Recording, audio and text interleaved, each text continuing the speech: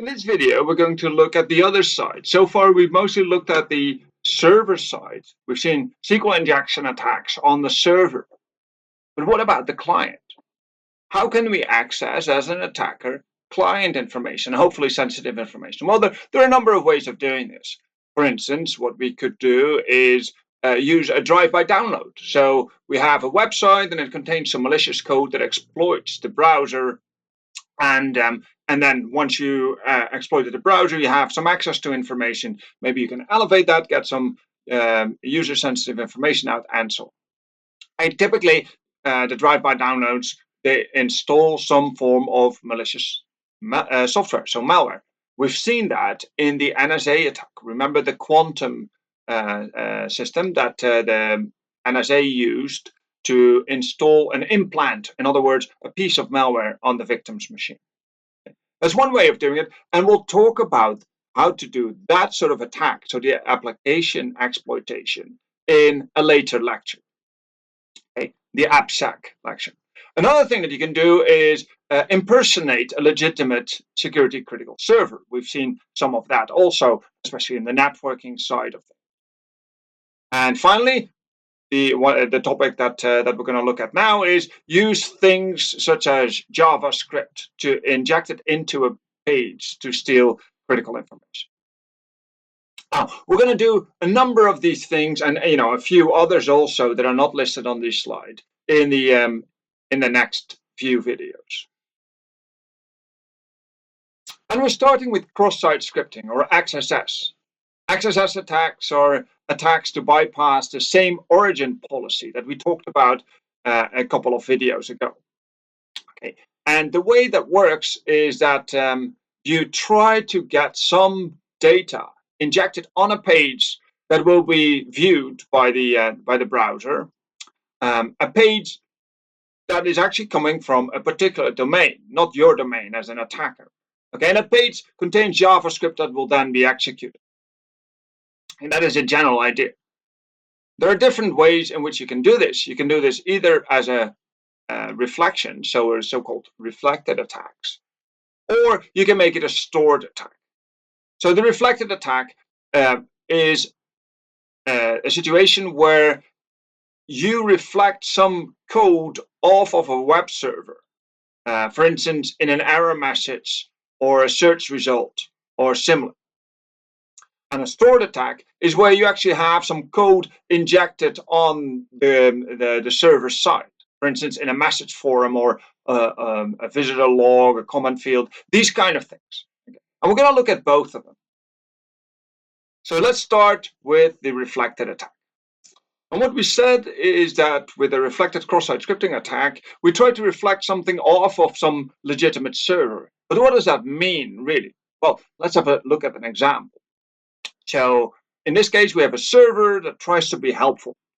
For instance, if the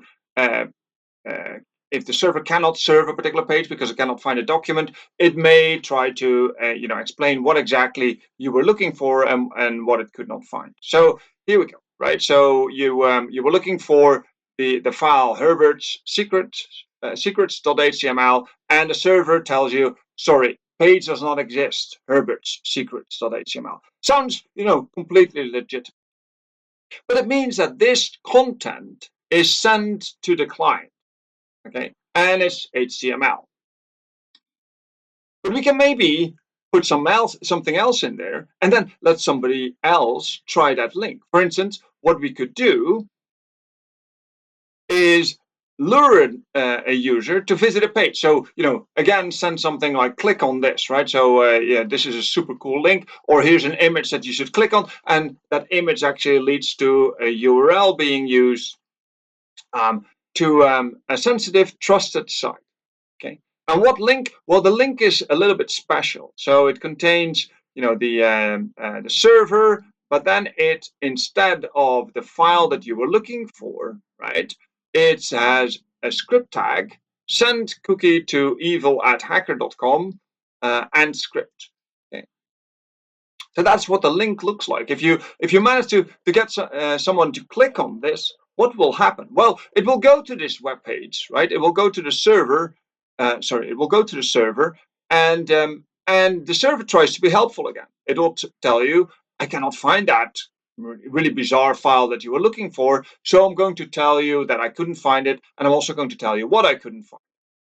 And what it couldn't find actually contained JavaScript. And that JavaScript will then be shown in the user's browser and executed. Okay?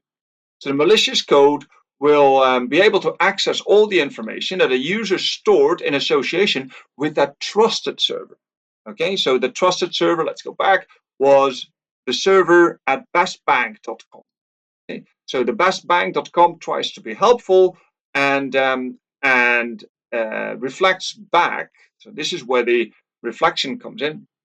Reflects back this file name, which was really a little bit of JavaScript. Okay, and the malicious code can then, because it's executing in the same origin, same domain, it can access all the information that the user stored in association with the domain. It can access the session token in a cookie and reuse it to log into the same trusted server.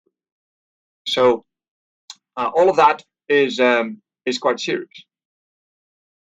And moreover, what it can do is it can open a form on the page that is shown to the user and ask for additional information. For instance, it may ask for your, credit card number, your PIN code, your passwords, because, maybe bestbank.com has a new security policy. That's what the malicious code may claim, and therefore, they ask you to, fill in your PIN code as a one-time only extra verification. But once you do that, you're actually filling it in for the attacker. Reflected cross-site scripting. Let's have a look at a really simple cross-site scripting attack, where we have a web application that accepts a parameter message here, and it will simply show the message in a form, right? So this is, just to be clear, not validated input. So anybody can put anything in there. So if you, for instance, invoke this with the as a parameter of a GET query with the value message equals hello world, then you'll show hello world here in the browser. Okay, fantastic. This is all fine. But what if we do something else? What if we put something else in there? For instance, some JavaScript, such as the URL message equals script alert I own you and script. So then I will show an alert saying that I own you. Okay. In fact, we can do anything we want. We saw this earlier: display a message or steal information such as cookies, and email the URL to many, many, many users. And hopefully some of them will click on this link, and then this information will be reflected back to them, and the JavaScript will be executed, and the information sent to us, the attackers. And so far we've talked about this reflected cross-site scripting attack. What is a stored cross-site scripting attack? It's not all that special. It's not very different. It's just the name is self-explanatory. It basically means that you store this JavaScript code at the server side. Okay, so let's have a look. A stored cross-site scripting attack allows you to add some JavaScript as part of some content that you provide to the server, so that, for instance, it gets listed on a message board or a comment area, or whatever it is that you may be using, like blogs, directories, and so on. And then at some point, a legitimate user goes to that website and obtains that content, and then the JavaScript gets executed. So it's a two-step attack. First, you store the JavaScript code at the legitimate server, and then the victim visits that legitimate server and executes the JavaScript code in the browser. Okay. So JavaScript can be executed in a number of different ways. You can do this in as a plain execution, such as the one that we used earlier. We can also encode this, or we can use it in event handlers. So on load, we can have this JavaScript executed. We can have it on mouse over, or on an error. So in event handlers, we can get the JavaScript executed. We can have it in image tags, right? So for instance, image and then say the source equals some JavaScript with an alert. We also make that a little harder to read. So there's a lot of different ways in which we can get JavaScript executed.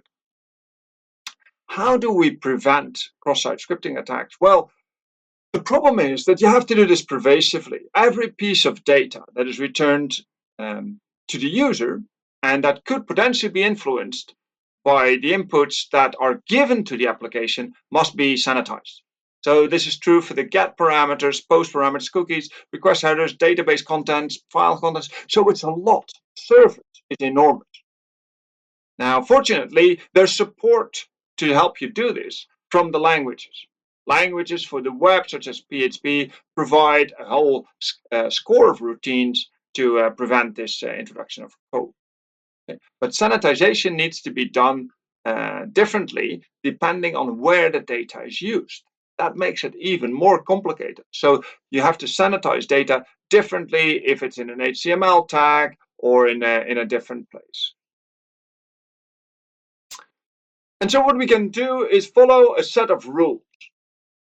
And it's a long list, and I don't want to go through it in great detail, but the slides are, I think, not that complicated because the pattern is the same. So rule number 0 is never insert untrusted data except in allowed location. So don't allow any untrusted data directly in a script or in an HTML comment or in an attribute name or in a tag name. Okay, all the content that is provided to the user. Now, you also don't want to give free usage of certain other elements on your page. For instance, if you insert untrusted data into an HTML element content, you still have to do something with that. You have to HTML escape it, right? So for instance, here we have a body, and inside the body, you include some untrusted input, some untrusted data. Well, do an HTML escape, right? Okay. So the characters that affect XML parsing need to be escaped. But that is not the only place where you need to do the escaping. For instance, when you insert untrusted data into HTML comment attributes, you also have to make sure that you attribute escape, right? So inside an unquoted attribute, inside a single quoted attribute, or inside a double quoted attribute, you have to make sure that the untrusted data is properly escaped. And then you have to escape it again if you insert the untrusted data into HTML JavaScript data values. You have to CSS escape it if you're putting untrusted data into style property values. You have to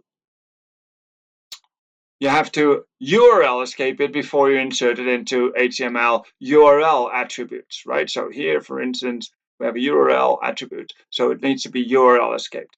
So all of these things you have to remember to do, or have some framework help you do this for you. It can be done, but this is why it's often very difficult, certainly for handcrafted websites, to cover all of this in all the right ways. Now, say you're not sure, right? So maybe you're worried that your cookies could still leak, right? You're not sure whether you covered all of the cross-site scripting vulnerabilities. It is hard after all. Is there anything you can do? Well, certainly there are some things that you can still do to protect, say, cookies.